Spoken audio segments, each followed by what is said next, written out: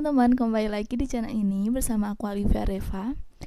Kali ini aku akan membawakan sebuah kasus kriminal, yaitu kasus pemerkosaan yang terjadi di tahun 1970-an, yaitu di era Orde Baru, di mana sampai saat ini di tahun 2020 setelah 50 tahun kasus kriminal tersebut terjadi, tersangka utama kasus pemerkosaannya belum bisa ditangkap.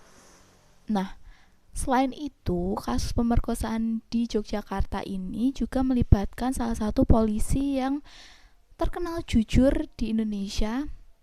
Satu-satunya polisi yang jujur, kata Pak Gus Dur, yaitu Pak Hogeng. Nah, kira-kira bagaimana sih hubungan kasus pemerkosaan ini dengan Pak Hogeng, polisi yang jujur itu?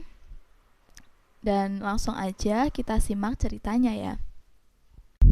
Tanggal 18 September 1970, usai berjualan, seorang gadis penjual telur bernama Sumarijem atau biasa dikenal dengan nama Sum Kuning dipepet sebuah mobil jeep berjenis station wagon. Beberapa orang membekap dan langsung menariknya ke dalam mobil saat ia tepat berada di depan asrama polisi Patuk, kawasan Ngampilan, Sleman, Yogyakarta. Di dalam mobil, Sum Kuning berusaha melawan, namun tenaganya tak cukup untuk melawan para penculik karena para pelaku berjumlah lebih dari satu orang dan tenaga mereka sangat besar membekap Sum Kuning. Dalam mobil, ia juga diancam dengan pisau atau belati sehingga Sum Kuning ketakutan. Tak hanya itu, Sum Kuning di dalam mobil juga dibius hingga tak sadarkan diri. Dalam kondisi setengah sadar, dia dibawa ke sebuah rumah di kawasan Klaten dan diperkosa bergiliran oleh para penculiknya. Setelah puas menjalankan aksi biadab mereka, Sum Kuning pun ditinggalkan di pinggir jalan. Yogyakarta pun geger. Kasus perkosaan Sum Kuning langsung menjadi headline media massa saat itu. Tak hanya media massa Yogyakarta, kasus perkosaan tersebut juga diberitakan di media massa nasional yang mengutuk keras perkosaan tersebut. Sum Kuning dibawa ke kenalannya ke Rumah Sakit Bethesda, Yogyakarta untuk diperiksa. Namun anehnya, sesaat setelah ia keluar dari rumah sakit, Sum Kuning justru langsung ditahan oleh polisi. Kuning dituduh memberikan keterangan palsu, padahal pada hasil visum, Sum Kuning mengalami pendarahan di bagian kelamin dengan selaput darah yang robek.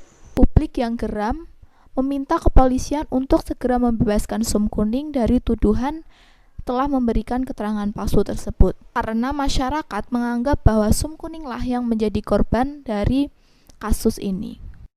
Sum Kuning tetap ditetapkan sebagai tersangka karena telah memberikan keterangan palsu. Sum Kuning lalu disidangkan di Pengadilan Negeri Yogyakarta secara tertutup. Dalam sidang itu pula, tiba-tiba polisi menghadirkan seorang pedagang bakso, yaitu Trimo, yang dituduh sebagai pemerkosa Sum Kuning. Meski di persidangan, Trimo menolak mentah-mentah tuduhan atas pemerkosaan terhadap Sum Kuning. Jaksa menuntut Sum Kuning 3 bulan penjara dan 1 tahun masa percobaan karena telah memberikan keterangan palsu bahwa ia telah diperkosa. Tapi Hakim Lamijah Sumarto menyatakan Sum Kuning tidak memberikan keterangan palsu, sehingga harus dibebaskan dari seluruh dakwaan. Dalam pengakuannya kepada wartawan, Sum Kuning disuruh mengaku untuk mengakui cerita yang berbeda dengan versi sebelumnya. Dia pun diancam akan disetrum jika tidak mau menurut. Sum pun disuruh untuk membuka pakaiannya dengan alasan polisi ingin mencari tanda palu arit di tubuhnya. Karena melibatkan anak-anak pejabat tinggi, Sum Kuning pun dituduh sebagai anggota Gerwani. Saat itu memang masa-masanya Pak Presiden Soeharto gencar menangkapi anggota-anggota PKI termasuk Gerwani. Gerwani itu adalah Gerakan Wanita Indonesia, yaitu organisasi yang didirikan tahun 1950. Organisasi ini sebenarnya terlarang karena disebut-sebut memiliki kedekatan pada Partai Komunis, di mana sebenarnya organisasi ini memperjuangkan feminisme, hak buruh, dan lain-lain. Dalam putusan hakim tersebut juga dibeberkan fakta bahwa selama ditahan, Sum Kuning dianiaya, tidak diberi obat saat sakit, dan dipaksa untuk mengakui bahwa dia telah berhubungan badan dengan Trimo, sang penjual bakso. Hakim juga membeberkan bahwa Pak Trimo juga dianiaya saat diperiksa polisi. Lalu Pak Hogeng juga terus memantau perkembangan kasus ini. Sehari setelah vonis bebas Sum Kuning, Hogeng memanggil Komandan Polisi Yogyakarta, KBP Indrayoto, dan Kapolda Jawa Tengah, Kombes Suswono. Hogeng pun lalu memerintahkan Komandan Jenderal Komando Reserse Katik Suroso untuk mencari tahu siapa saja yang memiliki fakta soal kasus pemerkosaan Sum Kuning. Lalu Pak Hogeng pun membentuk tim khusus untuk menangani kasus pemerkosaan ini. Namanya Tim Pemeriksa Kasus Sum Kuning dan dibentuk pada Januari 1971. Kasus Sum Kuning pun terus membesar seperti bola salju. Sejumlah pejabat dan polisi di Yogyakarta yang anaknya disebut terlibat dalam kasus pemerkosaan ini membantah lewat media massa.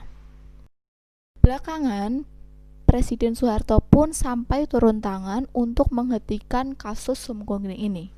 Dalam pertemuan di istana, Pak Soeharto memerintahkan agar kasus ini ditangani oleh tim pemeriksa pusat Kopkamtib. Hal ini dinilai luar biasa karena Kopkamtib adalah lembaga negara yang menangani masalah politik luar biasa, masalah keamanan yang dianggap membahayakan negara.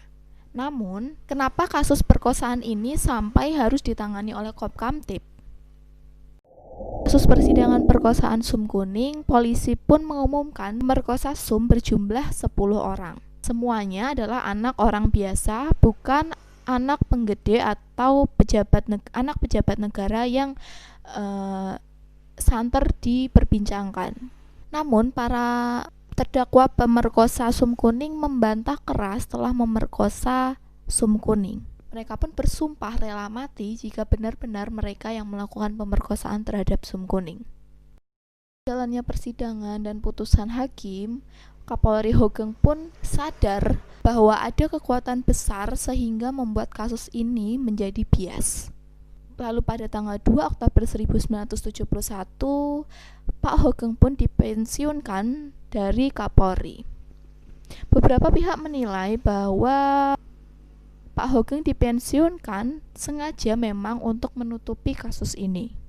Lalu Sum Kuning pun telah bekerja di Rumah Sakit Tentara di Semarang. Dia kemudian menikah dengan seorang pria yang telah dikenalnya saat Sum Kuning masih dirawat. Sutradara Frank Rorompandi mengangkat cerita ini menjadi sebuah film yang diberi judul Perawan Desa.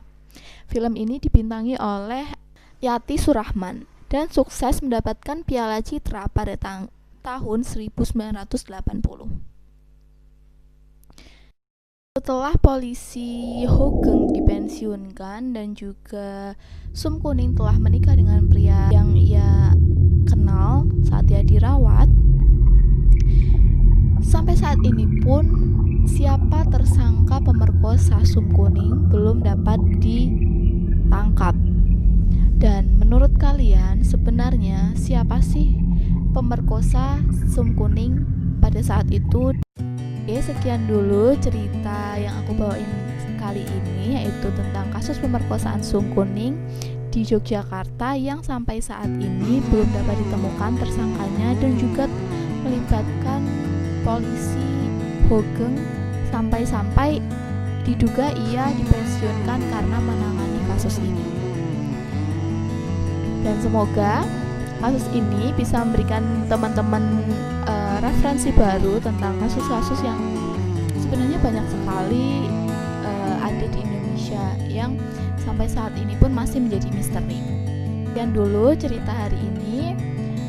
Jangan lupa di like, komen, dan subscribe. Sampai jumpa di video menarik selanjutnya.